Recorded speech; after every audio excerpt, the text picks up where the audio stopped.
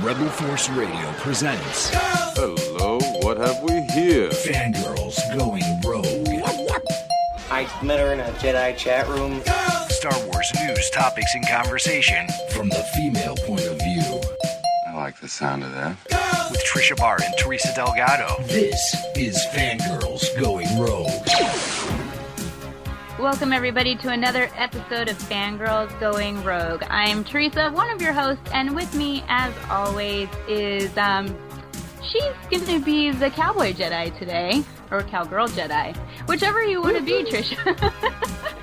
I'm a space cowgirl. Space cowgirl. Yay!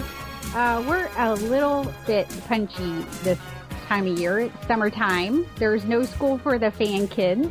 They can stay up late and talk about their favorite things like Star Wars. So, Tricia, I think we should stay up late and we should talk about Star Wars and do something else. Do what? We should have a sleepover! I actually love that idea. Maybe we should invite some guests. It's short notice, but... I think we have someone that would love to have a sleepover. She's, let's see, been Ahsoka Tano and many other things. It's Ashley ECKSTEIN from Her Universe. Yep, she's here. Hey, Ashley. Hey, Tricia. Hey, Teresa. How are you doing today? We're good. Well, Thank you for having me on. Oh, absolutely. We will have you on the show anytime. You are our inspiration for it, so... Oh, well, you both are an inspiration to me, so it's my honor and pleasure to be on. Well, we wanted to talk to you because Star Wars Weekends just ended, and you launched a brand new, I guess, collection to add to the Star Wars part of Her Universe this year. Well, I know how it did, but let's let them know. How did Her Universe do this year at Star Wars Weekends? Well, thanks to the help of girls like you both, and just helping spread the word, it did incredible. Unfortunately, we sold out of most items by the last weekend, and we just didn't have any more merchandise to send at the moment. We're remaking more, we've reordered more, but the last weekend it was pretty much gone. It's so hard to predict those things, but it's truly because of the incredible support. I'm just blown away. But I think this year, which to me, I don't know about you girls, but a dressing room usually seals the deal for me, because I'm if it's like a dress or a skirt, you really want to try it on before you buy it. And I think that helped out a lot. What do you girls think? No, I did. Being there, most days during the weekends, it really seemed like it helped a ton. And especially after we got the light in there, yeah, which came around the second weekend. But having that dressing room made a difference, because girls could go and try on different sizes of the dresses, and, they really needed to sometimes. So I think that was a great addition. Did you ask them to add that to your kind of setup, or? We did. We had a dressing room at San Diego ComicCon last year. We tested it out and got such great feedback from the girls. And so I talked to Disney this year, and I said, look, I know it's a tight space, but, as we get into apparel items beyond T-shirts, it really, really helps to have a dressing room. And then, of course, I know I just said it, but Teresa, with your help there, what some girls may not know is that Teresa, we had Stephanie and Stacy and Savannah, and my husband, who is an honorary fangirl, at the Her Universe shop helping out. And Tricia, I know when you were in town, you helped out a lot, but regardless of that, just helped out so much online by spreading awareness that Her Universe was available at Star Wars Weekends. And I'm beyond grateful, because to me, this line isn't just my line. It's a line for all fangirls. And I said from day one, it's like, hey, if, united we stand, divided we fall. If we want more stuff, then, this is a line for everyone, and I can't do it without your support. And so I just felt like I had so much support during Star Wars Weekends, and just want to say thank you. Oh, well, you're welcome. I can give a specific example of the dressing room helping, because I got in there early and I wasn't sure, being, I'm a little bit more of an adult than you two in age, and I wasn't sure if I could pull off the Ewok top, and I was like, oh, okay. So I went in, I put it on, I looked at it, it was so flattering, and I was like, I can do this. And so that sold the top for me. So sometimes you're not sure, online, or if you're just looking at it, but I went in, tried it on. So awesome. I would love to see a photo of you in your Ewok tank, Tricia. I've always seen you. Every single outfit you have on is always impeccable. So you have great taste. I am doing, and I'm going to challenge people to do this now. I'm starting my crossover trend now that there is also Marvel. So, the fanfickers like to write crossovers and bring their characters in from everywhere. So I'm excited to do my Captain America / Han Solo look. I have some Han Solo leggings and my Captain America top that I'm getting from you, and different looks. So I'm also doing an Imperial leggings with the Avengers top. So people mash them up and show all your love. Awesome. Yeah, I have a tendency to do that quite a bit because whenever I get new samples in, I want to test them out. So I quite often cross over our different franchises. So I had a question about the Ewok hoodie, because by far and large, the Ewok hooded tank was the number one. At least I think it was, considering it was gone so fast. How did you decide that you wanted to do that particular item? You know what's so funny, and this is just so everyone knows, like, we try so hard to predict, what everyone wants, what's going to be popular, what we're kind of unsure of. And I have to be honest, I was a bit unsure of the Ewok tank. We've actually had it in development for well over a year. And at first it started out as a long sleeve tunic, and just kind of like our Ahsoka Tano top. And it was going to be long sleeve. And after last year, we got a lot of feedback at Star Wars Weekend saying no more long sleeve items because it's so hot outside. So I was looking at the Ewok tank, and I'm like, well, I guess we could turn it into a hooded tank because, you really need the hood with the fuzzy ears. But I like Ewoks. I've always liked Ewoks. I love them. But I just didn't know. I'm like, are fans going to like this? I don't know. So it was one of my items that was a big question mark. And boy, was I wrong. Everyone loved it. And we're still, we're making more right now out everywhere. So I have a quick question about that one. As far as, and this will be for people who buy it or maybe have it, as far as like the furry ears, what do you suggest as far as like washing and drying it so that your ears stay fluffy? Good question. So I do the wash and dry test on everything that we make, and I wash and dry it in a variety of ways. I always wash and dry it like the worst way possible, like the roughest way, just so I know what would happen. So I did just wash it.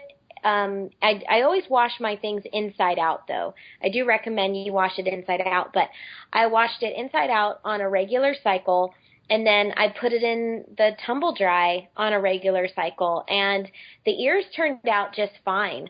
The fur, of course, it looked like they had just been washed, but I guess you could brush the fur. I didn't brush the fur yet on the ears, but it really turned out great. Do I recommend you do that, though? No. I would recommend washing it on a delicate cycle and letting it air dry. And then, I would put it in the dryer just to fluff it up or iron it. But I just want to tell everybody it's okay if you put it in the tumble dryer. I've done it twice now on completely like the hottest cycle, and it came out just fine. But if you have the time, I would let it air dry. Yeah, I did put mine in the tumble dry, and my ears kind of like defluffed, and then I was like, maybe I'll use like a toothbrush or something and brush them out like my stuffed animals, and it was fine. Oh my goodness, that's awesome. We've had it. Well, I had men tell me they loved the Ewok top. That one guy screamed, "I'm so jealous!" And also, I saw Teresa putting it on. Little girls turning it into a dress. Yep. So Because the little girls really wanted it, and the easiest way for them to wear it was to, like, keep their tank top or their shirt on underneath by the small and then just wear it as a dress. And it worked. Yeah, I saw a lot of little girls doing that, and actually we're in talks right now to make a smaller version of it for little girls. So I definitely hope to debut that at some time, because I definitely see that little girls want it too. Yeah, well, it's awesome, and so many people love Ewoks these days. So let's go into some of the new licenses that you have announced. I know you've said there's more coming, but as of right now, we've just gotten Marvel and we just got Transformers. And let me tell you, when Transformers hit, I fangirl flailed so hard. It was ridiculous.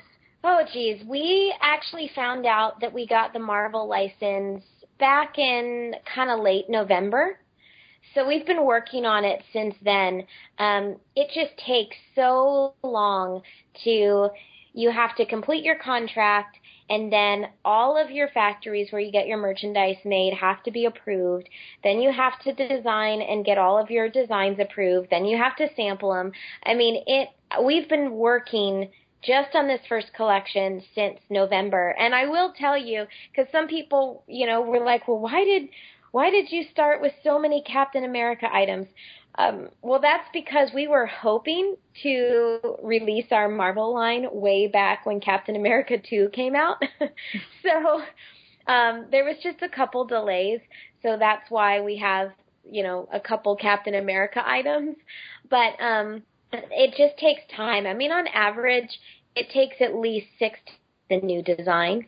And then Transformers, we actually found out around the same time as well. I would say December, we just started having conversations with Transformers. And no, actually, wait a minute, October of last year, we started talking about Transformers and started designing in December. So it just takes time. There's so many steps that you have to follow, to abide by these contracts. So I'm excited that finally we're able to announce them. With Transformers, I wanted to get it in at least in time by the movie release. So there's definitely more coming.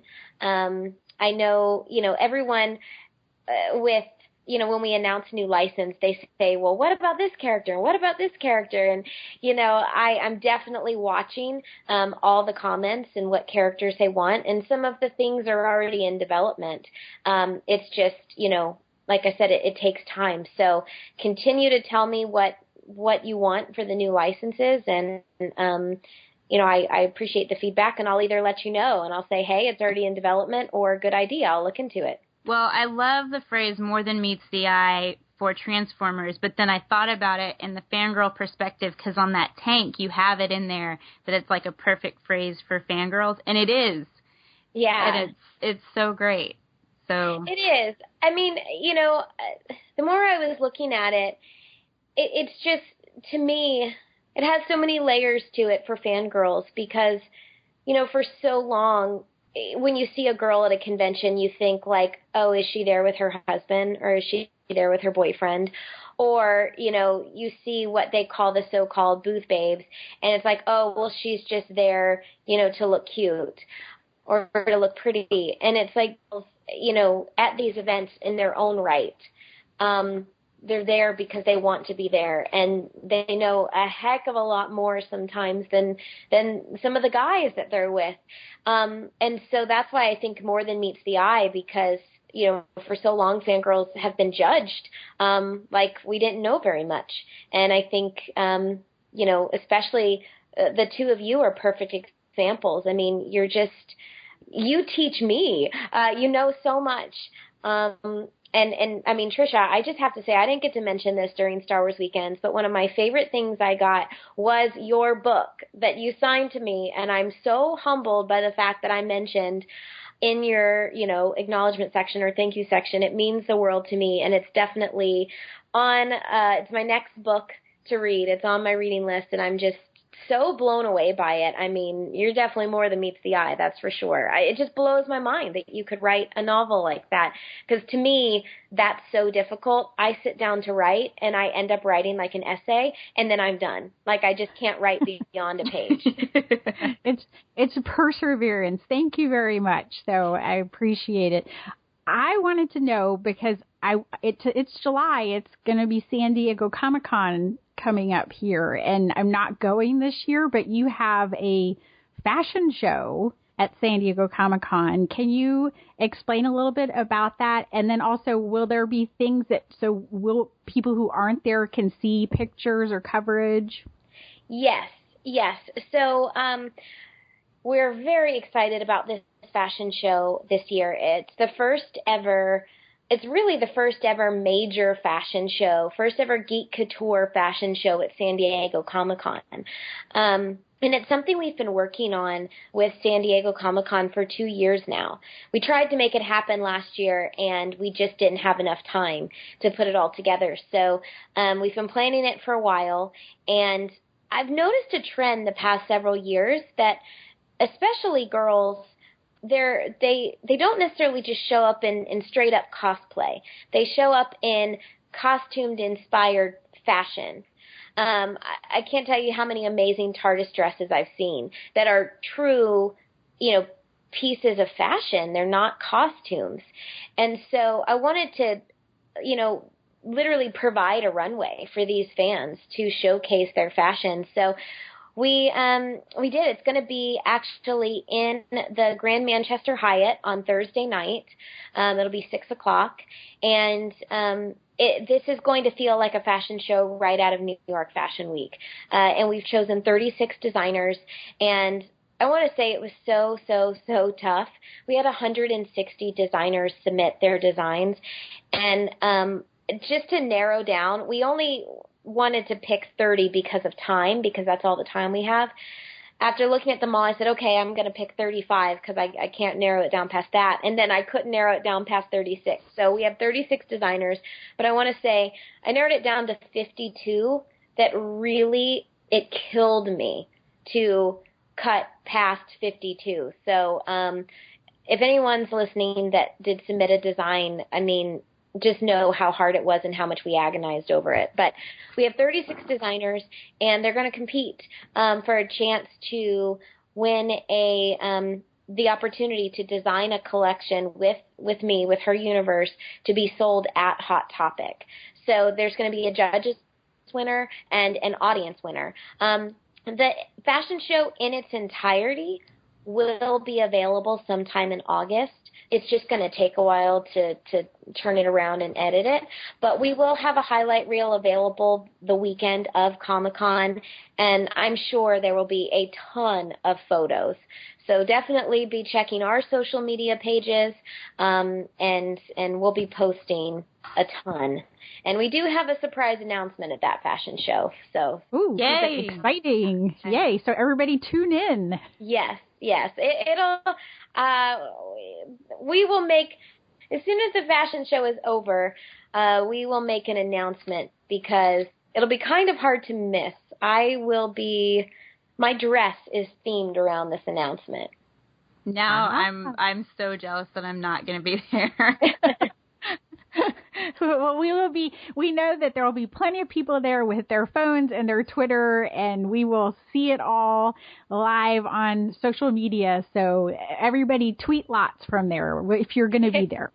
Yes. We're very excited. So, and there's 1,000 seats in the ballroom. So definitely, it's the first year. I don't know what the line or the crowd is going to be like, but definitely I would probably show up a little bit early, but I'm excited that we'll at least be able to accommodate 1,000 people in there.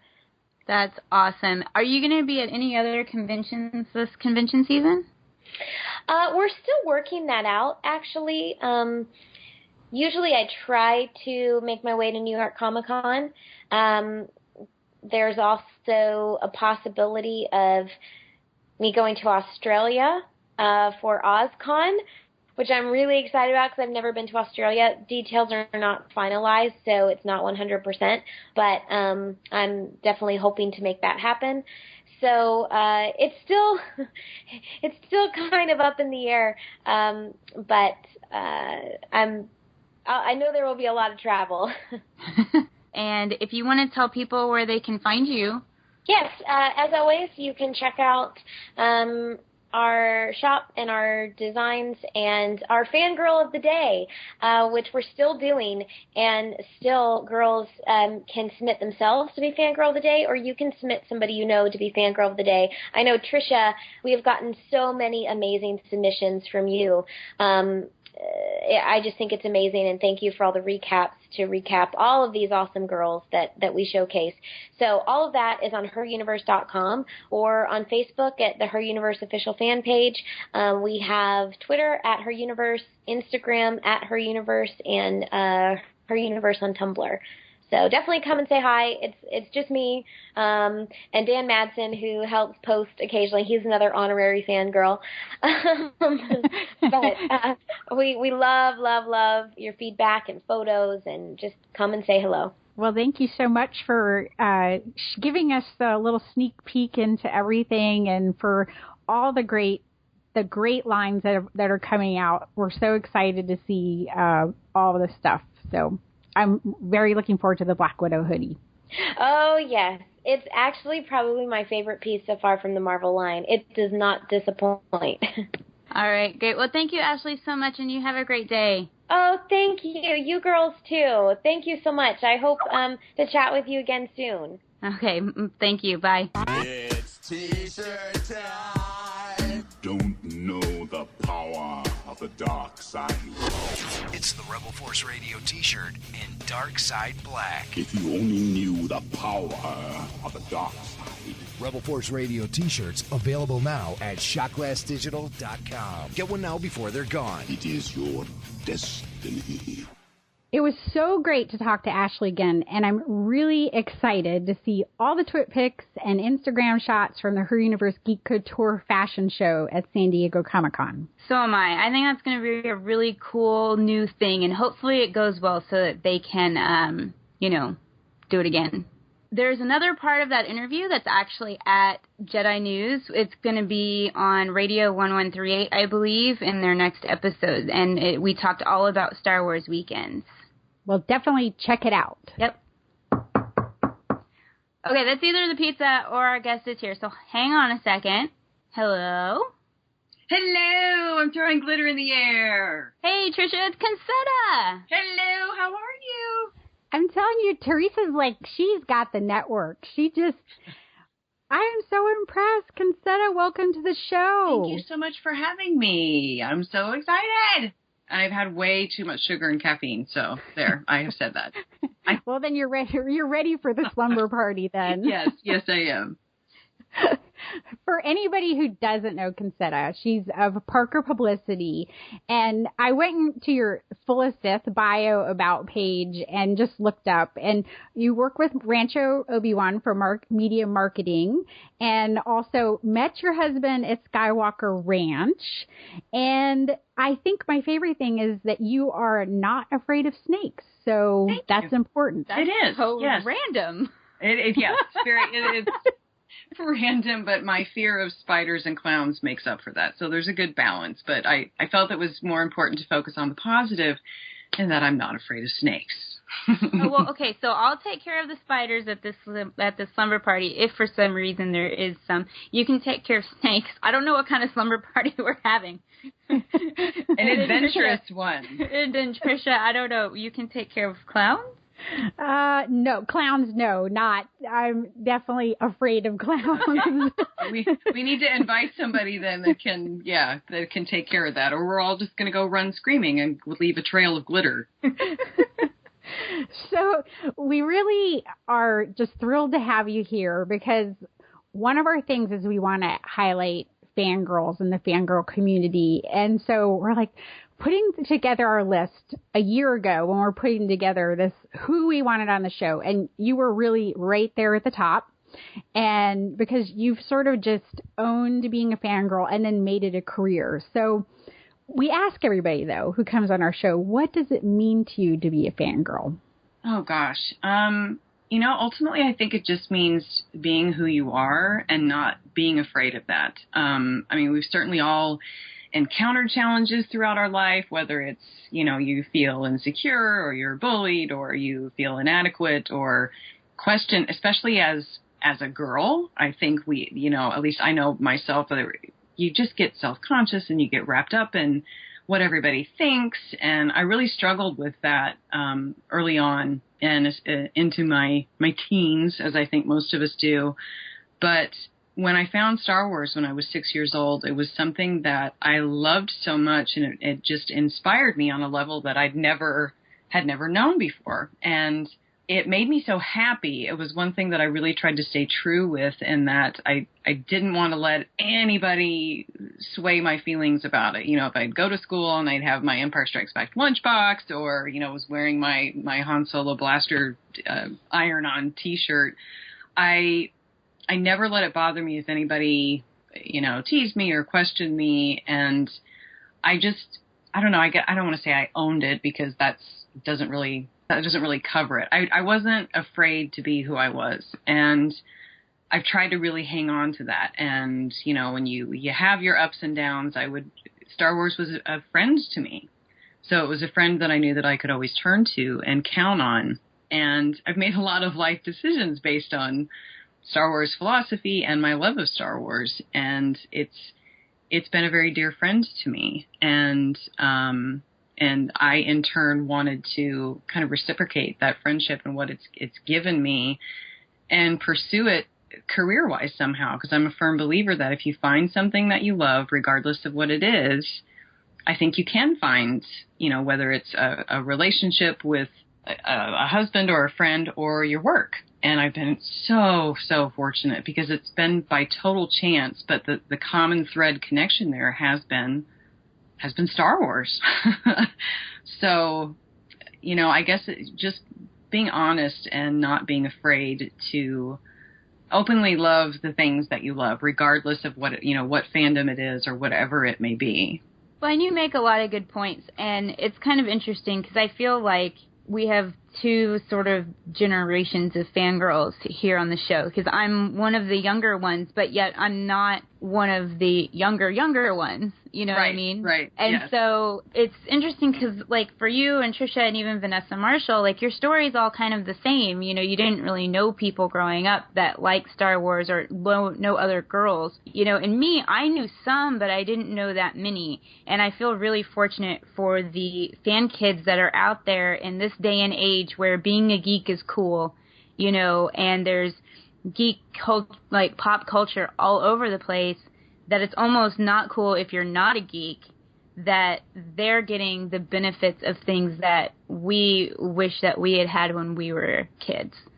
Yeah, absolutely. And it's just progressed through time. So, it's always really interesting to kind of hear how fandom seems to have grown over the years.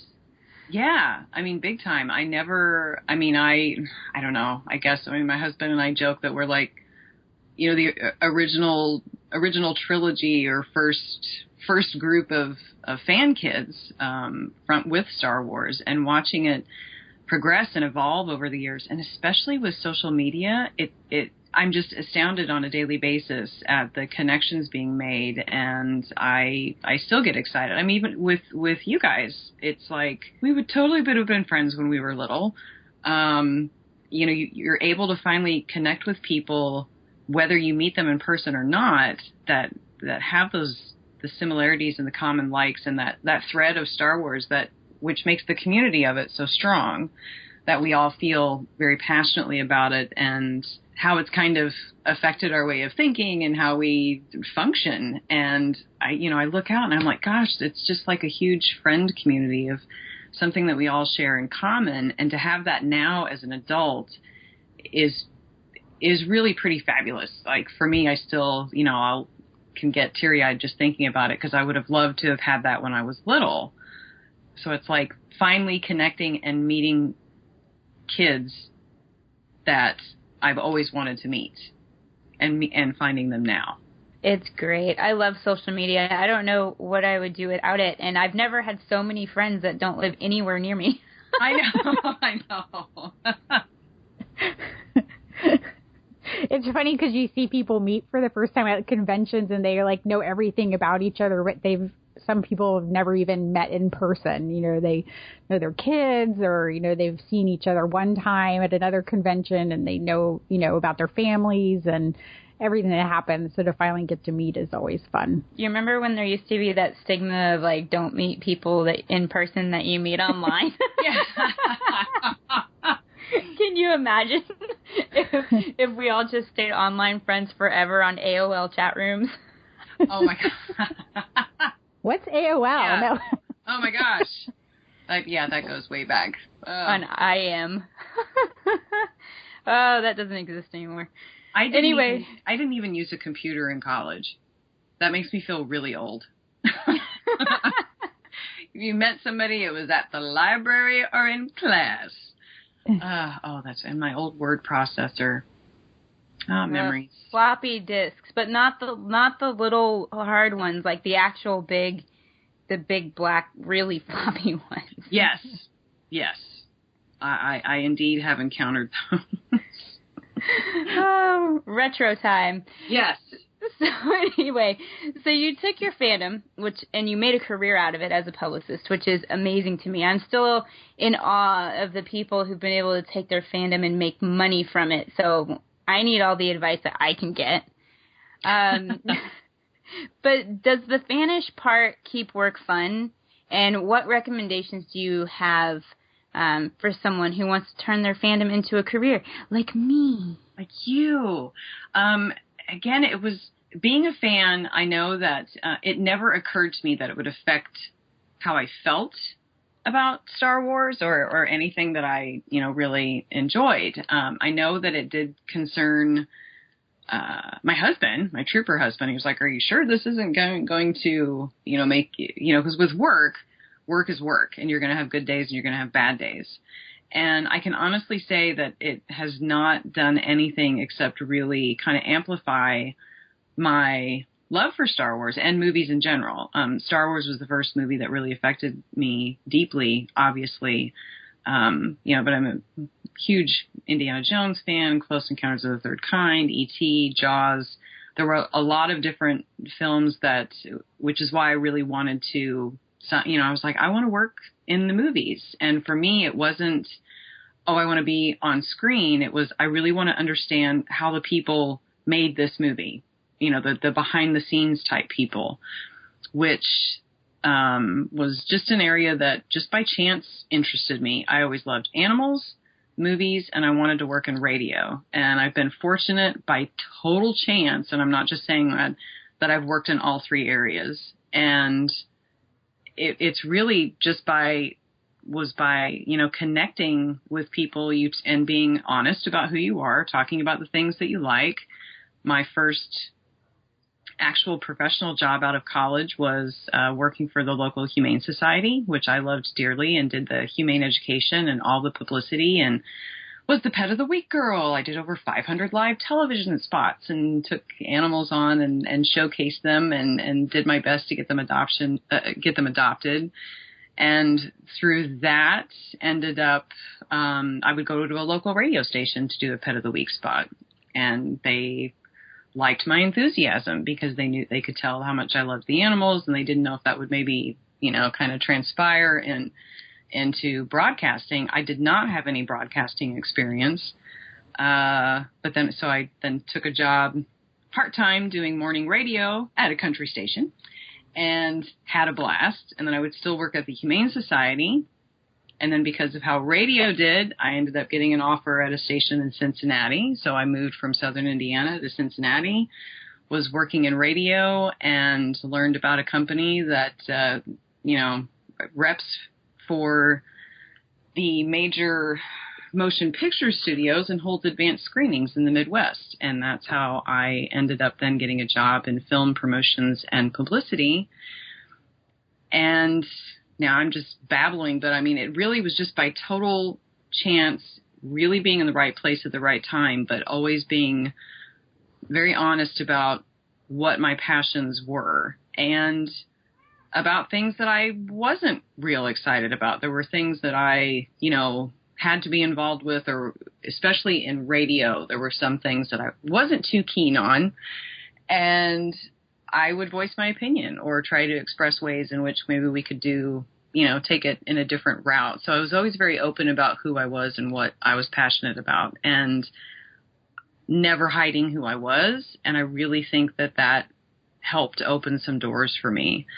And which was just another reason that I was very thankful about being such an overzealous kind of fangirl, that the things that I really, really was passionate about, I was very openly passionate about it. And people notice that, just like we do in everyday life. There are certain people you're drawn to, that they can express themselves well. You have a common thread, and things just kind of spark. And it happens that doors just kind of open. But I've had people ask me, it's like, what's your education? What did you get your degree in? And I was like, not as a publicist and not in movies. I was on my way to get a scholarship with my clarinet. I wanted to be in the Boston Pops Orchestra and play under the direction of John Williams.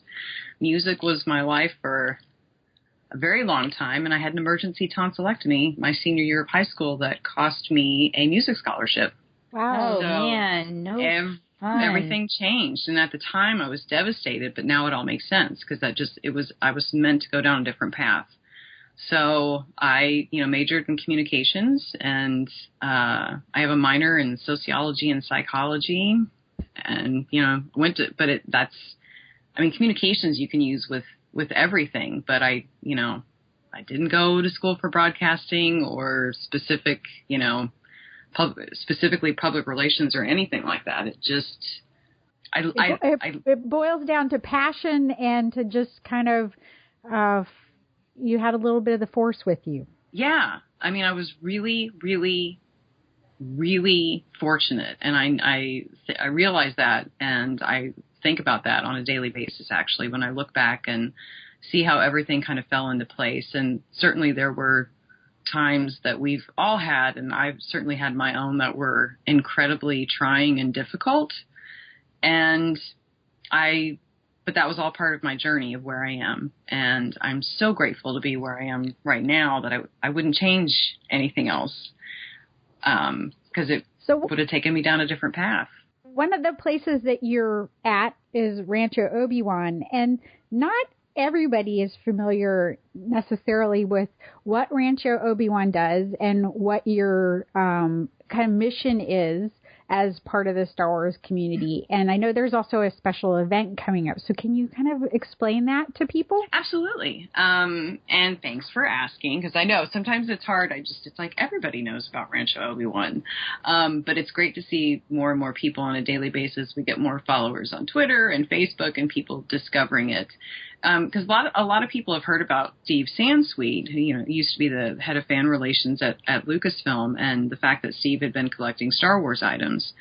But Rancho Obi-Wan is home of the world's largest private Star Wars collection, and now we actually do hold the Guinness Book of World Record with that title. Steve does, with the largest Star Wars memorabilia collection. And documented right now, we have, close to 100,000 items that are actually documented, and probably about 400,000 to 500,000 more that are waiting to be documented. So it's 9,000 square feet of Star Wars history. And we actually became nonprofit a couple years ago because it's one of those, I was like, Steve Sansweet and then the general manager, Ann Newman, who's a dear friend of mine, and I were just kind of talking, and it's like, we're not always all going to be here. And we want to make sure that Rancho Obi-Wan is, because it's, Star Wars has affected our society and our culture and just millions of people worldwide. And the fact that there are all these, it's not just toys and stuff, it's history. And it's an experience at Rancho Obi-Wan to go in and, you can have a private tour with Steve as he walks you through. He has a story with everything. He knows so much, and I learn something new every time I go. And as a Star Wars fan, I still get teary-eyed every time I go, because just all the memories, and you see all of the different items that were inspired, and handmade pieces and fan-made items and items from all over the world, and strange food items, but it was all inspired by a movie that has inspired all of us. And, you know, Star Wars is forever, and we say that, and I believe that, and we do at Row as well. So we want to make sure that museum is there for generations to come, and that history will always be there, and it can be a go-to safe haven mecca, so to speak, for Star Wars fans, because not everybody can go to Skywalker Ranch, but everybody has the opportunity to go to Rancho Obi-Wan, and we really want to maintain and protect and preserve and document the history of Star Wars on a personal level. It's very emotional for a lot of people, and you connect and you bond with, you know, other people there for the tours, and it's another way to kind of expand the Star Wars community, and to know that you can be a part by becoming a member of Rancho, or donating, that you can be a part of preserving that history. Because I like the thought of knowing years from now, you know, I can be the shadowy blue spirit sitting in Petaluma, you know, looking and watching future generations of people enjoying Rancho. And as you mentioned, we do have our second annual gala is coming up on September 20th. So you can mark your calendars. Tickets are on sale now. You can go to ranchoobiwan.org and find out information. And it's a big fundraiser for us. We had our first major fundraiser last year after our grand opening 2 years ago. And it's, you know, is it a party? Yes. But it's really more of a celebration that you can go, and, you know, there's food and activities, and Steve Sansweet is our master of ceremonies, and you get the tour. There's silent auction, live auction. So many amazing items are donated and gathered from a lot of our different sponsors, and private donators and collectors that want to help. So, you know, God, last year we had a ton of different things available for auction, and now I'm drawing a blank of like some of the things to even mention.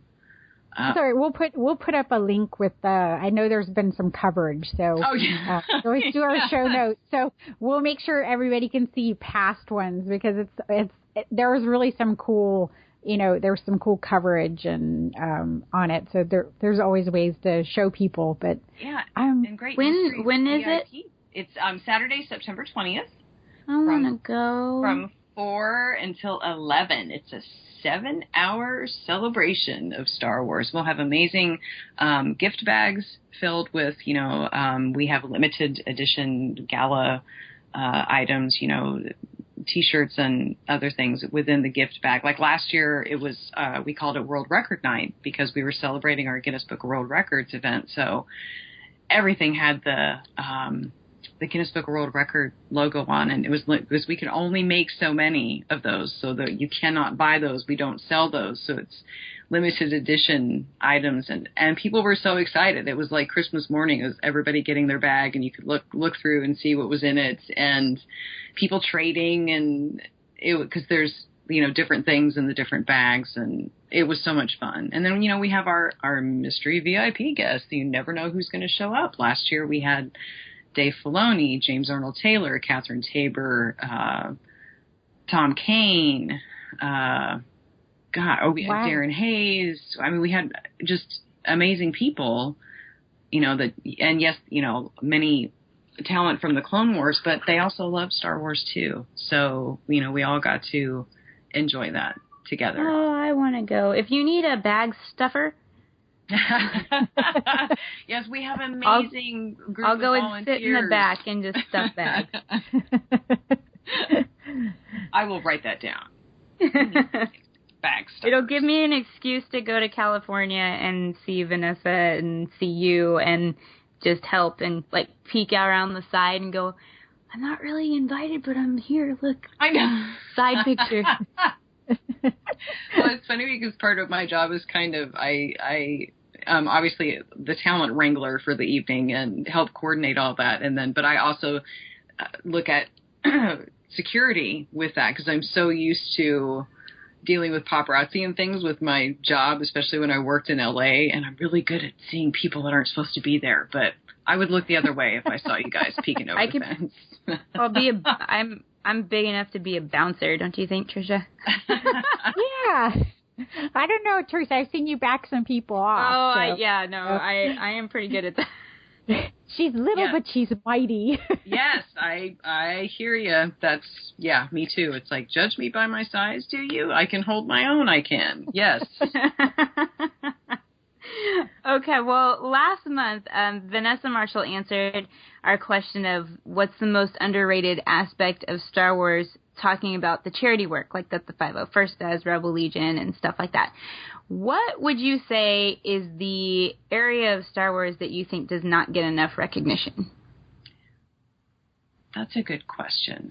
And I would agree with what Vanessa said regarding, because there are a lot of amazing charities. But there was a time that I may have said the fans, because we were, but now, especially over the past couple of years with social media, that has so come to the forefront, and it's so fabulous. And even, what was it, just yesterday, I know that the Star Wars Instagram account, they post fan pictures, and to see the hashtag fans just made me smile. And it made me smile even bigger because one of the pictures they posted of Cad Bane was actually my husband wearing the Cad Bane costume. But that was awesome. So seeing that come to the forefront has been huge for me personally. And when you hear the stories of the fans, coming together and reaching out and helping one another, whether it's, with a Kickstarter or the anti-bullying or so many different things that everybody kind of comes together. And I've been very happy to see that come to the forefront. And I'm sure now you can hear my Frankie as he is awake. The cats have joined the slumber party. The cats party. have joined my Jedi kitty. I'm going to have to open the door. I think he's missed me because I've been gone, and he just realized that he can hear me talking. This is a fangirl podcast, so you get cats in it too. It happens. Yeah. It happens all the time. It happens to me. It happens to Tricia. It happens to our guests. We love my cat. Come here, Frankie. And can I just tell you, hey, since we're talking about cats really quick, I have a friend. I think you remember, what's his name? He's D. Bradley Bear on Twitter. But we met him at Star Wars Weekends, Tricia, and he and his fiance got a cat that they named Ahsoka Pano, and she has her own Instagram. Oh, I'm going to have to find that. I'm going to write that down right now. It's Ahsoka _Pano, like Pawno. I love it. We're going to get Ahsoka Pano some followers. We are. Yes. That's so awesome. It like Instagram's like the new way, I guess, now, and everybody's on it. So, and Teresa, she forced me on it. Well, I just did a post on the Star Wars Report.com about my top 5 Instagrams for Star Wars people, and I'm going to do more. And I'm probably going to do like a guide to Instagram for all the people that don't know. Oh, there you go. Yeah. Teresa can walk in Instagram through, so she was doing it through Star Wars Weekends, like through the crowds. And I'm like, how do you do it? She's like, well, I watch my toes, and like she's doing her thing. And so we need like to do a video. Okay, so how to Instagram at Celebration. Of course, by then it'll probably be some new platform, but that I'll have to keep up on, but that's okay. Instagram is great. I love Instagram. I'll tell you what, I love Consetta on Instagram. Especially when I get to see her Squirrel Village. I'm debating on whether or not to do a Squirrel Village YouTube channel because I've had a lot of people request that. Squirrel Village YouTube channel. We would support it. These are the things that you get to see. I love it. I love Squirrel Village. Makes me happy. So thank you. It makes me happy too. It always makes me happy.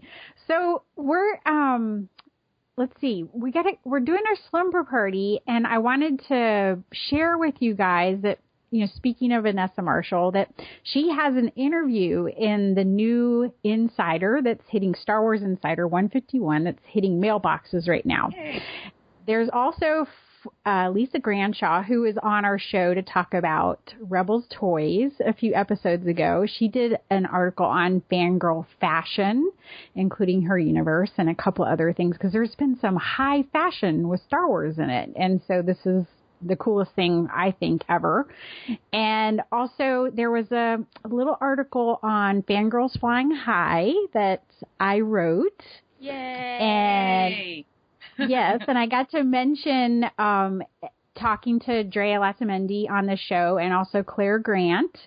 So that was fun to mention that. And I did a fangirl chat with interview with Maggie, which will go up. And she has been a fan since she was 29 in 1977. Awesome. So she got to tell us about being an original fangirl, and I got to write about that. And then there was someone else that you guys might know who I mentioned.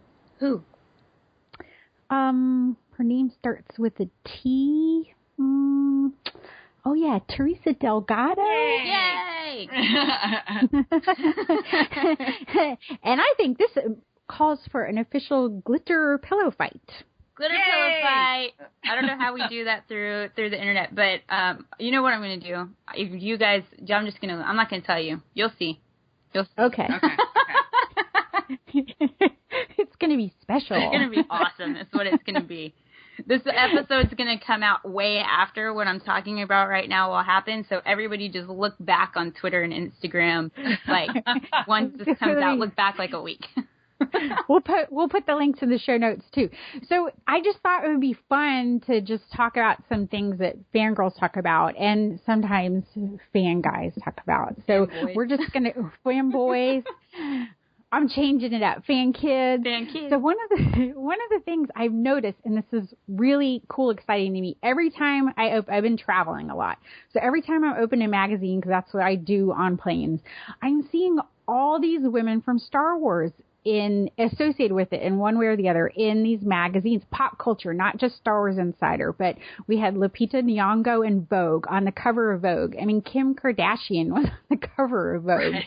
So, they had to put that in perspective. And then Keira Knightley was on the cover of Glamour this month. And also in Vanity Fair, they talked about the Clone Wars and the strong female characters. And I'm just like blown away by all of this and how much it means about our culture. So I'm just thinking, everybody remembers that Keira Knightley was like this little kid in the Phantom. Yes. And to see where she's come is so amazing. And to see her talk about just, she talks about feminism and even she talks about the people making fun of her clothes on the fashion, when she's going out on the red carpet, and she's like, I didn't want to be sexy. I wanted to have fun. And it's not every time going out on the red carpet. It's about what you want to be and not what, maybe the media defines what you want to be. So it's just amazing. What do you guys think about this, it's so infused in the pop culture we can open a magazine?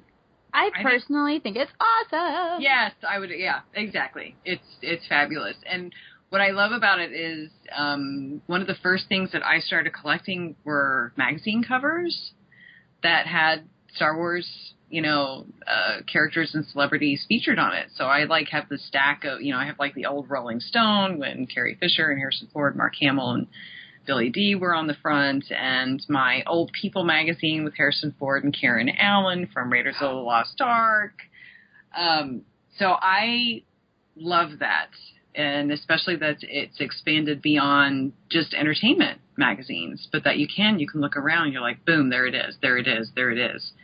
And that it has broadened, and you don't always see them, because it used to be back in my day with the floppy disks, everybody was always featured as their character usually and not themselves. So I also like seeing, that you don't have to see, yes, it's Glamour or it's Vogue or Vanity Fair, but they're not in character, so to speak. They're still, you're looking at more at the person, and you're not looking at, Han Solo or Princess Leia or, does that make sense? Does that make sense? Yeah.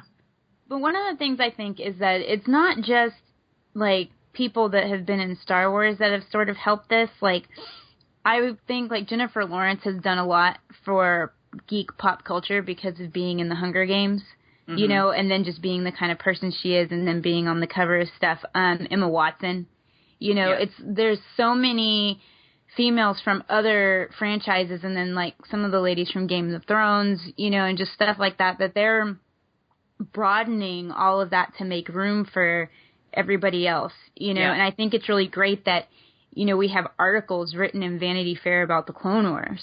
Yeah. You know, like, whoever thought that was going to happen? Not me.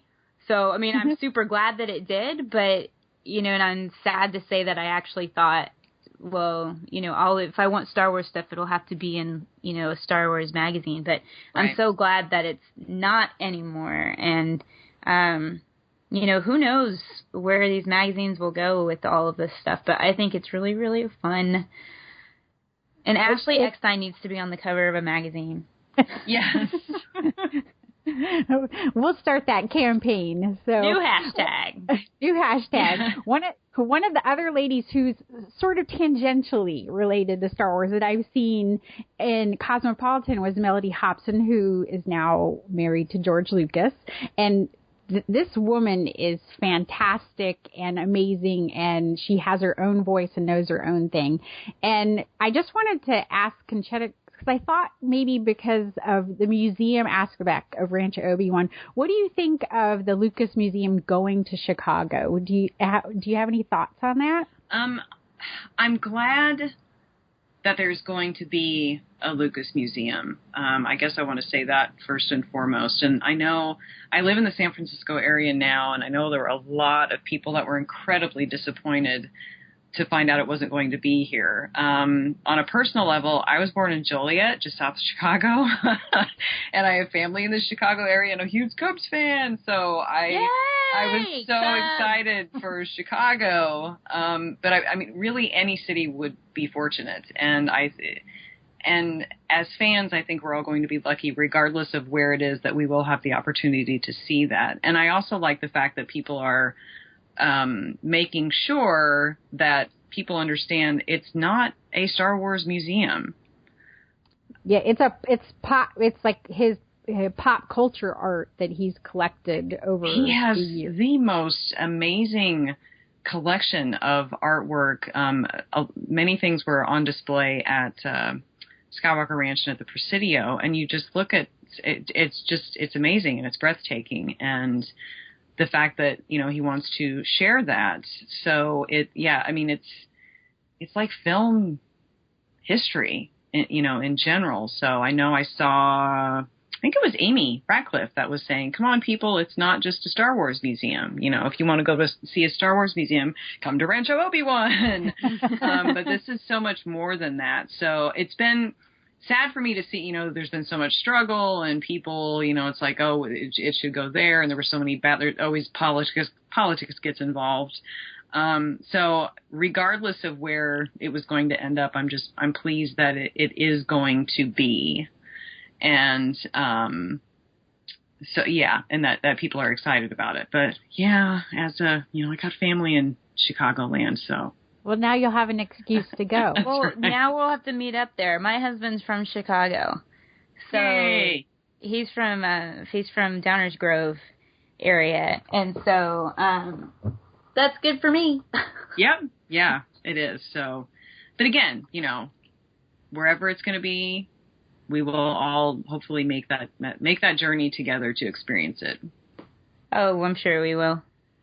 So the next little thing we wanted to talk about is actually the new, I guess, well, it's the passing of the Kid Stormtrooper Armor that was built by the 501st, that was originally used by, I thought it was, looking at this article, Tricia, but I thought that, wasn't it a little girl? Yes, it was Katie. It was Katie, right? Yeah, Katie. Yeah. Star Wars Katie. Yeah, yes. Katie had the armor first, but it's since been passed on, and it's being passed on to different girls, you know, once they grow out of it. And so it's awesome because, you know, it's so cool that the 501st has come together to build a custom set of armor that can be used to help fight bullying. And as we all know, you know, bullying has become something that's pretty widespread and epidemic through our schools. And it's something that I tried to help combat when I was teaching high school and trying to help my high school girls be confident in themselves to express their fandom, you know, regardless of which group of fandom it was.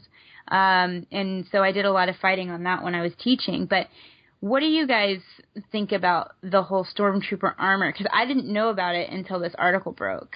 It's just the whole thing that you could help another fan, and that Katie got to give something away, and I think she got more in return, making another girl feel powerful than anybody could ever quantify. So I think that the 501st gave her the ability to do that, and to be part of something is just amazing. So that's all I'm going to say on it. I just bravo to everybody.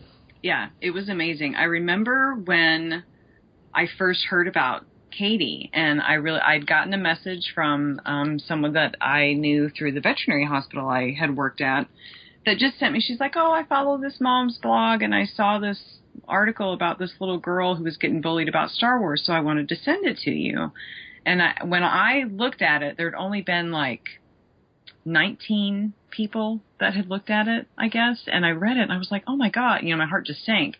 And I had contacted my James Arnold Taylor and Catherine Tabor, and we started sending it, you know, and I'd send it to like Steve and Ann, and then just to watch it just go viral, where, you know, Star Wars fans all over just pulled together to show support for Katie, and then that the 501st was like, I know what we can do. We'll get her own Stormtrooper armor. And it was just so wonderful to see everybody pull together and now see Katie share that and pass that on to the little girl Allison, you know, who's experiencing the same thing. And it just reinforces that, you know, we're not alone, and I love the fact, because everybody still knows Katie, the Star Wars girl, and now everybody's going to know Allison. It wasn't like a phase or a fad or one of those things. It was a sincere reach out from the Star Wars community to show support. And then it ended up, you know, really kind of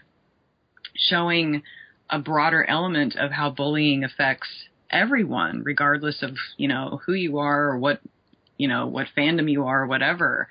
And to see that, you know, in that kind of unfold a couple of years ago, and then to read about this happening so recently was incredibly just heartfelt and awesome, and like Tricia said, just bravo to everybody involved.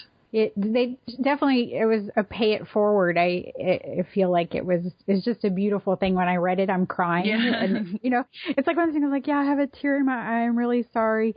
Carrie Goldman, Katie's mom, wrote a book called Bullied, mm-hmm. and I recommend it for anybody who's dealing with the issue. You know, it's something that has to be dealt with at ground level, like Teresa was saying, as a teacher.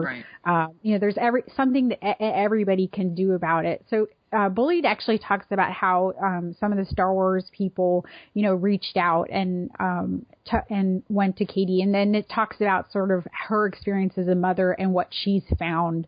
And so it's a really nice read, and it's nice to see her stay on this. She did a panel with Ashley mm-hmm. at Celebration 6 that was a beautiful panel, and just, you know, gave a lot of people a chance to talk about it.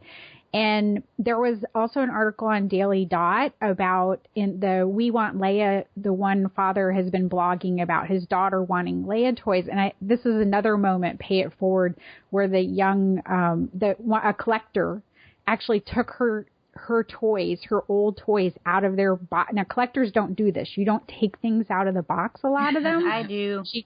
I know Teresa's but a lot of them don't. And this woman actually took her toys out of the box and sent them to this little girl so that she would have Leia toys to play with. And so I'm seeing more and more of these like examples of fans just helping each other.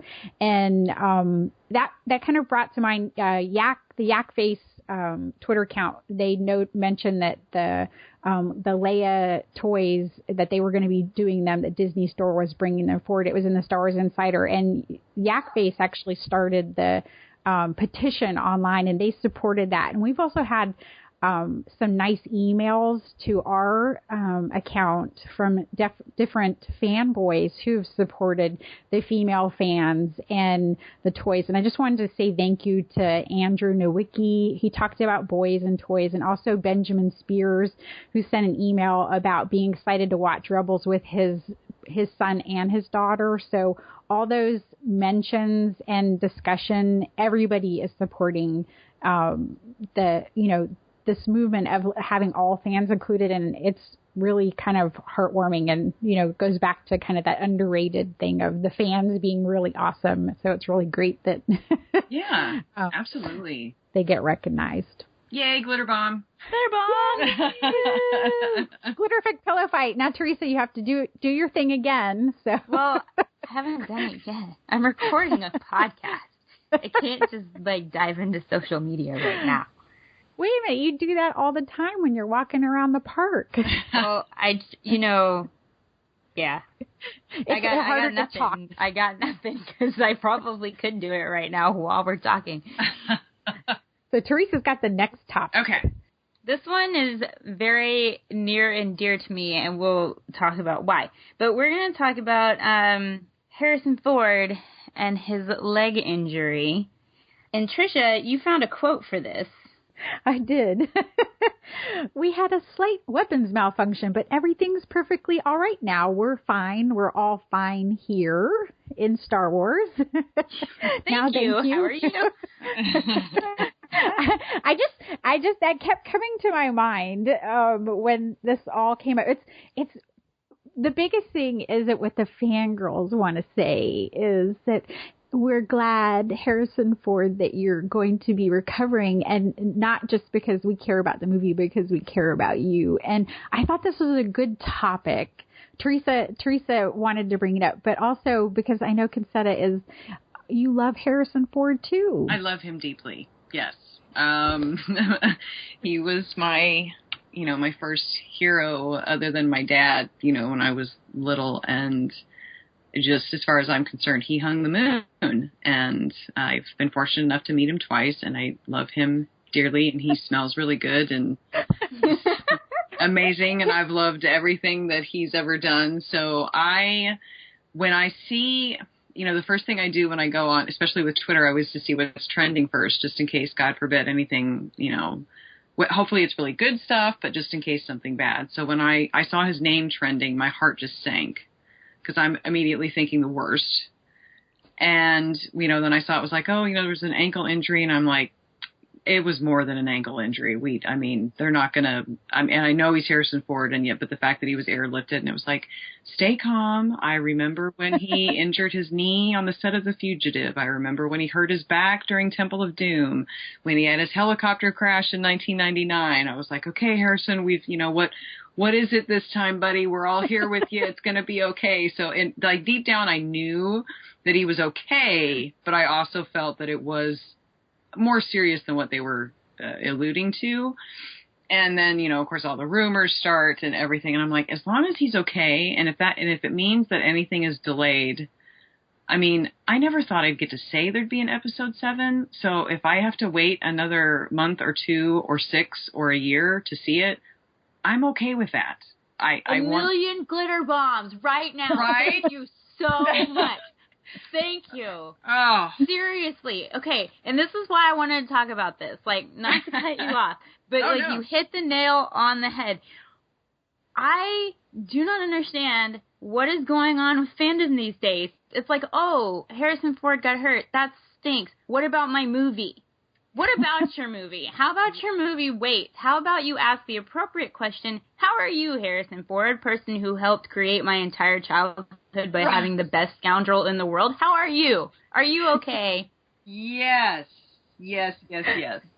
That's, I tried to avoid all of those conversations because it made me angry. And I went through high school. I don't want to be angry anymore. try to focus on the positive, and but it's hard because there is that it was the whole I know, and I didn't ever get into it with anybody. I said one thing. I said, I don't remember what it is. I can go find my tweet, but it was something about like, if the movie gets delayed, that's okay because we didn't think we were even going to get this in the first place. Right. So, yeah, I mean, I can wait as long as it takes. As if Han Solo's in it, I'm good with that. So yes, I saw some of those tweets and I was like, oh man, I can think of a few choice hashtags to use, but I just did not engage in it because I'm like, well, I know people, you either get it or you don't, and everybody's different, and that's fine. But there will, I do not tolerate Harrison Ford bashing, so I just stay out of it because, yeah. Well, he, and that's the thing. You gave the great context. Is he's gotten injured so many times on set over. If you it's like, oh no, he did it again.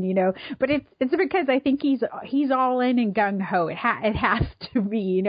He's doing it to the max, and these things happen sometimes. So what I thought was really cool, just me being the engine nerd, was his little peg leg that they did the picture with, the little engineered, this is, I went to school, half of my class was biomedical engineers, and some, engineer make that. So, yes.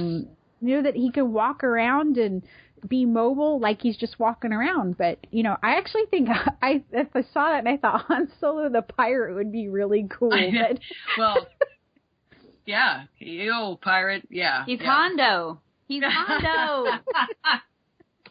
The new character. But, and the other thing that people need to keep in mind, and we're talking about this at work, is when they're doing a movie, they have to schedule everything. So there was some guy who probably spent, or some lady who spent like a year putting together a production schedule to get everybody all coordinated. It's all in this big fancy program. And then they came to him and said, okay, you have to change it now. And, as fast as possible. So, it takes time to do. People don't realize how much it takes to run something like a movie. So to even get the answer, they had to, to be fair, to really figure out it's going to take a couple weeks to really see how he was healing, and before they could really make hard decisions. And in the meantime, they were figuring out their options. So it's we just wish Harrison well. Yay, Slumber Party! Good well wishes. We'll make a card, and yes. Consetta will find a way for us to send it to him.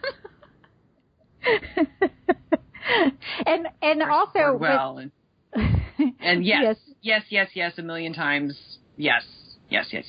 How awesome would that be? Like one of those giant Hallmark cards that's like, from all the fangirls out there of Han Solo, we hope you get better soon. Yes. Exactly.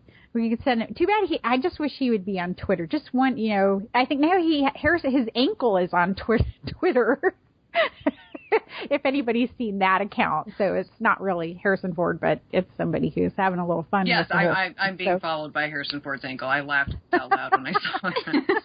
Why am I not being followed by Harrison Ford? I think you just have to tweet at him. So, all right, it's done. Yeah. You have to be fast on these. But also in that same little bit of news where they told us everything's going to be okay, we're going to have a movie and it's still going to be on schedule. We also got some new casting announcements. So that was exciting to see the people that came from the big casting call that spanned, continents, that they were looking for Star Wars superstars of the future. So it was nice to see more, another actress, Crystal Clark, and another actor coming in to join the cast. So his name like Pip or something?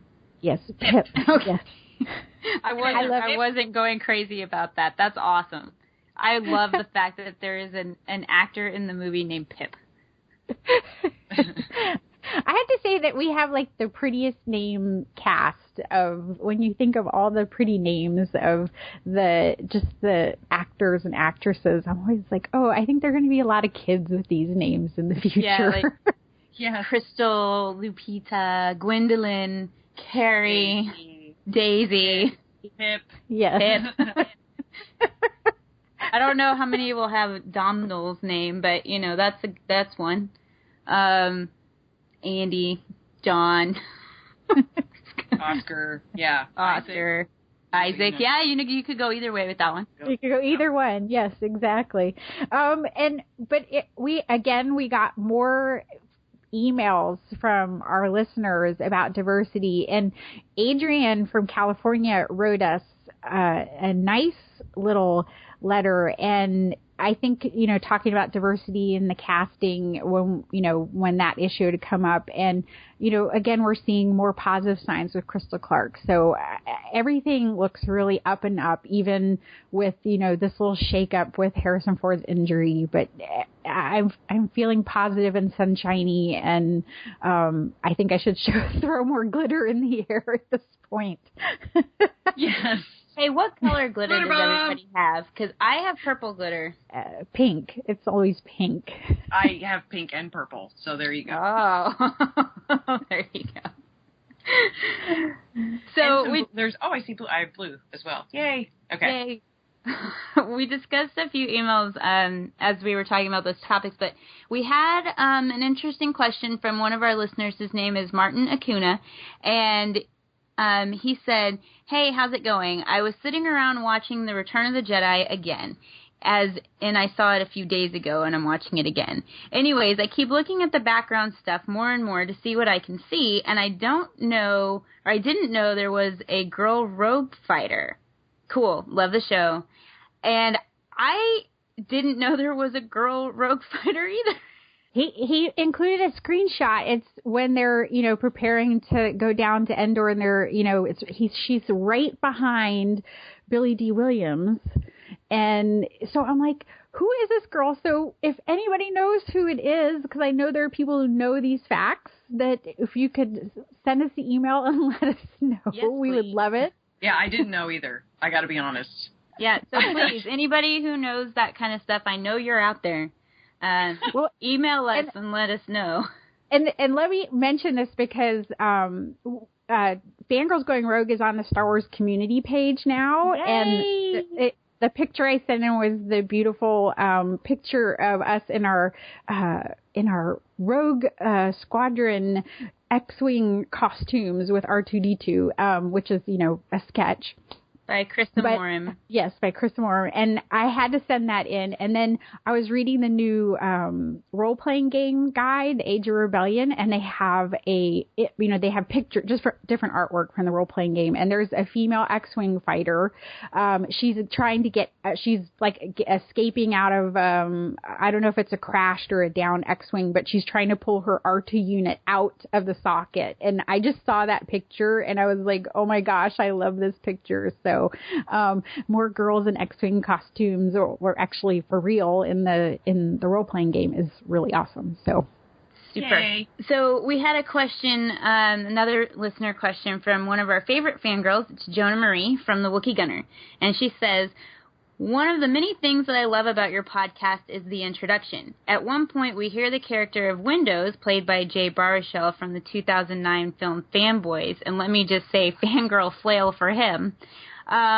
We hear him say, 'I met her at a Jedi chat room,' and she was curious to know what our thoughts and opinions on the movie and the movie's title." I stopped reading and went into my own voice. Okay, back up. We hear him say, "I met her in a Jedi chat room," and I'm curious to know what were your thoughts and opinions on the movie and the movie's title, which reflects the journey of a group of fanboys making their way to Skywalker Ranch. Personally, I really enjoyed it, and it continues to make me laugh no matter how many times I see it. The cameos are especially fun and entertaining. I midnight showed this movie because it was amazing. And it was the best thing in the world. I love fanboys. Kyle Newman. Yes. Thank you. And I hope they do another one and another one and another one, because the great thing about Fanboys the movie, and I think it's one of the things that inspired me when I chose to name my blog Fangirl, was that Fanboys the movie really took back. There was a stigma too to be called a fanboy, right. Where it was not something that was said in a nice way. It was meant to imply something derogatory about a person. And the movie Fanboys really sort of redefined, they're going on a journey for their friend in the most positive and kind of moving way. And it tells a story that's relatable, because everybody could imagine trying to sneak into Skywalker Ranch. So, it's kind of, you had to get your tissues out too, and to enjoy the movie. And, it's what, and Kristen Bell's in that movie. I'm just making the connection now. Yes. Wait, and she's in one of my other favorite movies as an animated character, and she's also run this fabulous, Kickstarter for Veronica Mars, where they made a movie. So I think she's like harnessed the power of her inner fangirl. So I love the movie. If you haven't seen Fanboys, and I hope that they this gets more. You don't see it like on TV, and you don't necessarily see a lot of people that are familiar with it. But I always tell people to watch it, and you will love it. Yeah, you will. Absolutely. We did there was like a mini premiere up here in San Francisco, and that was the first time I met Dan Fogler. Hutch. And it was and everybody was they were so excited, and genuine Star Wars fans. We had a blast, and we did like a big 501st picture, and it's a great movie, and it's incredibly, it's funny, but it's very touching, and it was one of those I was like, oh, there's a movie you can connect with, and all the cameos are fabulous, and yes, kudos Kyle Newman, and I think we've all hinted to him that the next one should be called Fangirls. They should definitely do one, and Kristen Bell's character should be in it. And let me just say that, I hinted on it earlier, but I really do love Jay Baruchel. So if I ever get to meet Windows, i.e. Hiccup, from How to Train Your Dragon, you guys might have to peel me off the floor. Okay. Did you know that James Arnold Taylor voice doubles for him? Yes, I do. So, if I need to have James, do something, cut me a little bit of his voice, so that I can put it on my voicemail. Okay. I didn't know that, and that's awesome. So, that's amazing. I don't know if there's a voice that James can't do. So let's see. If there is one, I would love to know. I think somebody just asked him this, and I wrote it down because I think it was Tobey Maguire. Oh, Tobey Maguire. Yeah, something about the range that, but everybody else, yeah, pretty much. We have some very interesting conversations. It's a lot of fun. I love it. That might be, because he could just jump from voice to voice. Who am I talking to? Yes. Well, he knows that, and again, this dates myself, but I don't care. I love the actor John Hurt, and James voice doubles him, and when he talks, I almost get teary-eyed, because I think John Hurt is such an icon, and he'll do some lines from Hellboy, and I'm just like, oh, just get on.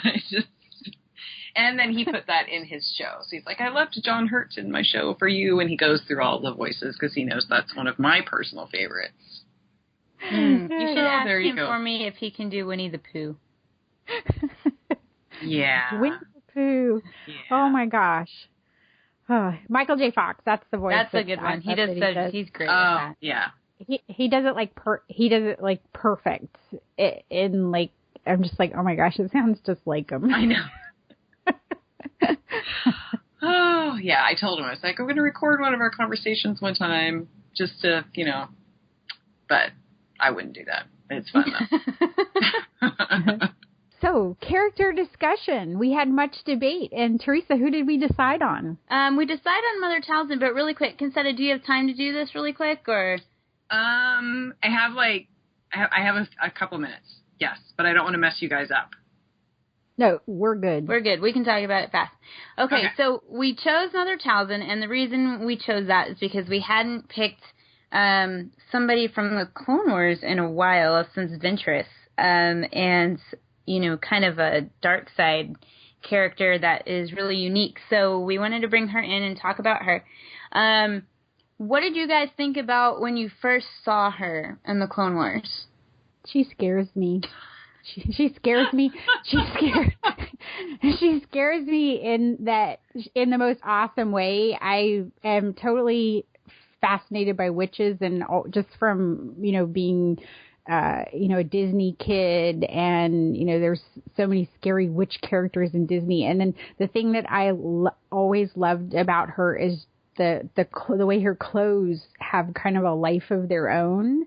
And so you just get this feeling that she's not more than just, you know, the physical presence that she is, because her clothes are moving and she has this, you know, crazy look. And she's the first real, you know, dark side, really, really powerful female character. And I just love everything about her, because she's sort of like Mother Earth gone really dark. Yes. Yes. But yeah, Mother Earth after like a massive typhoon or something. I would agree, like the really creepy element, but she was also very alluring, and like you couldn't take your eyes off of her.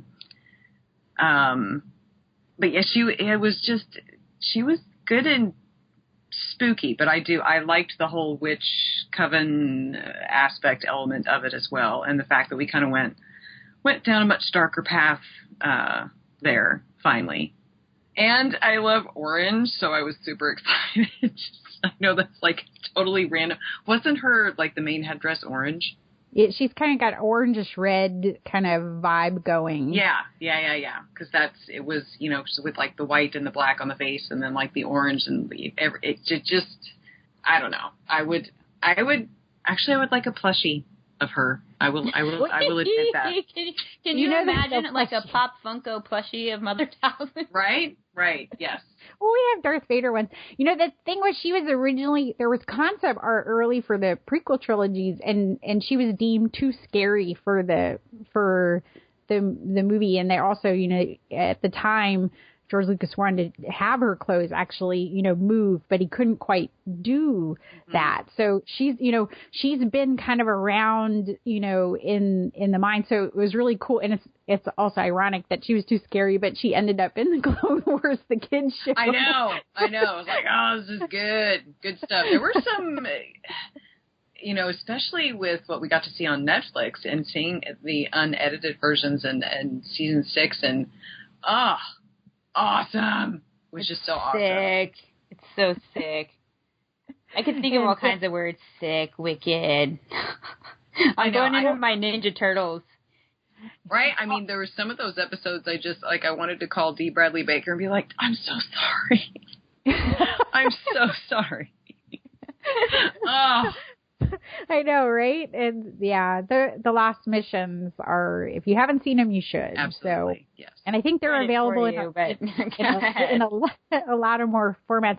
The thing that's really cool too is, you know, a lot of the storyline is very reminiscent of, you know, we see a lot of witches in Buffy the Vampire Slayer, which was very formative for Katie Lucas, who helped write some of these episodes that had Mother Talzin in them. Right.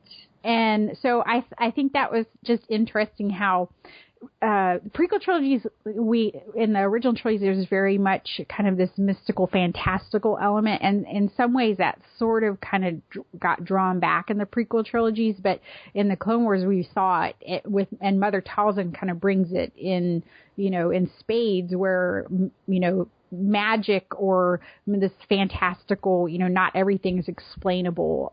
She brings that element back into Star Wars, which I thought was really kind of fun.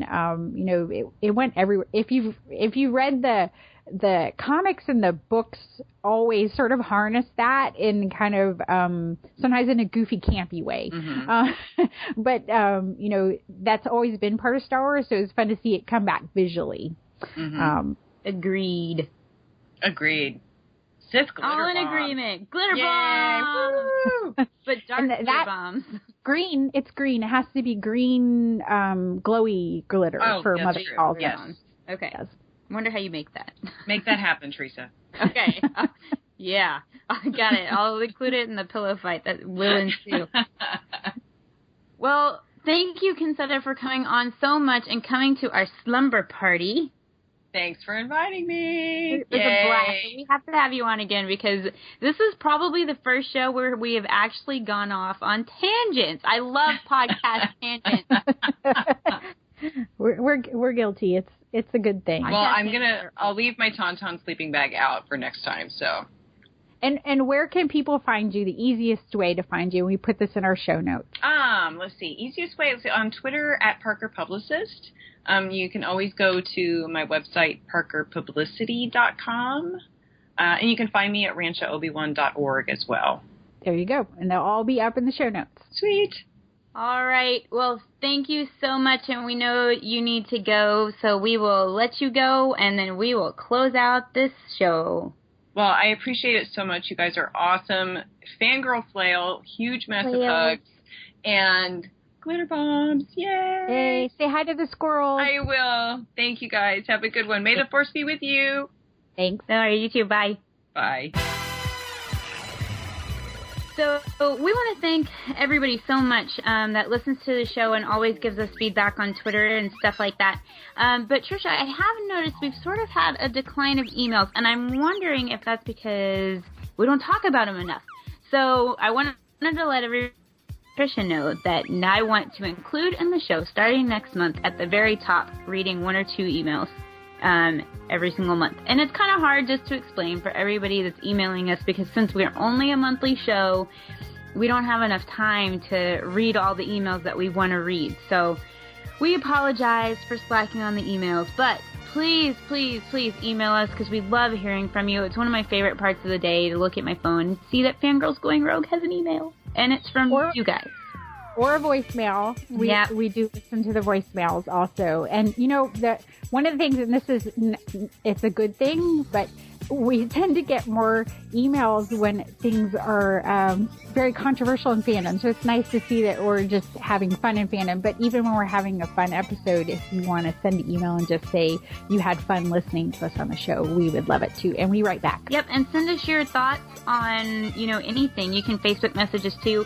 Any of the stuff that we talk about, or any questions that you have, even if it's simple down to who's your favorite character, which you might know if you listen to the show, but anything that you can think of that you have a question about, we would love to answer it for you and have you involved in our community. You can find us on Twitter. We're at FG Going Rogue. For Tricia, she's at Fangirl Cantina, and I am at Ice Cold Penguin. On Instagram, it's at FG Going Rogue, but I always say this.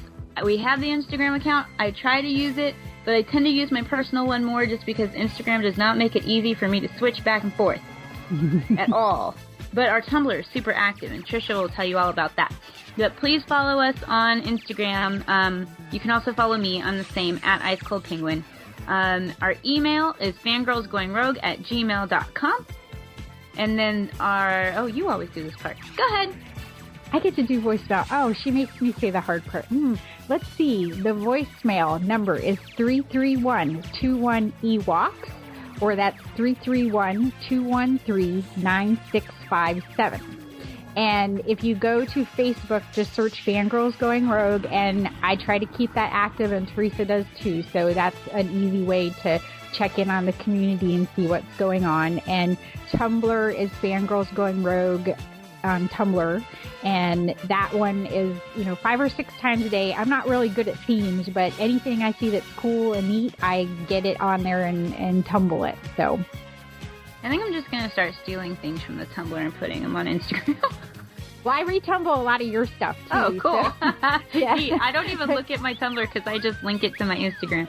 Yeah, well, that's what I do. I find I go in there to see your Instagram stuff, and then if I see it. So sometimes, you can find it that way, if you go into the Tumblr. Everybody has a different medium, but, Teresa always has really cool stuff on her Instagram, so I find it, retumble it, and retumble some of my own stuff, and I have fun tumbling other people's too. So. We're being tumbled. So I've been tumbled. Okay. Like Rebel Force Radio on iTunes and leave a positive review. Give them a 5-star review, and then in your review that you write out, mention how much you love Fangirls Going Rogue, because it's really awesome that Jason and Jimmy have given us this platform, and we forgot to thank them at the top of the show like we usually do, because I was winging it, but we are a part of the Rebel Force Radio podcasting network on Shot Glass Digital, so thank you so much, guys. As always, you're amazing, and I guess until next time, yub. Yub.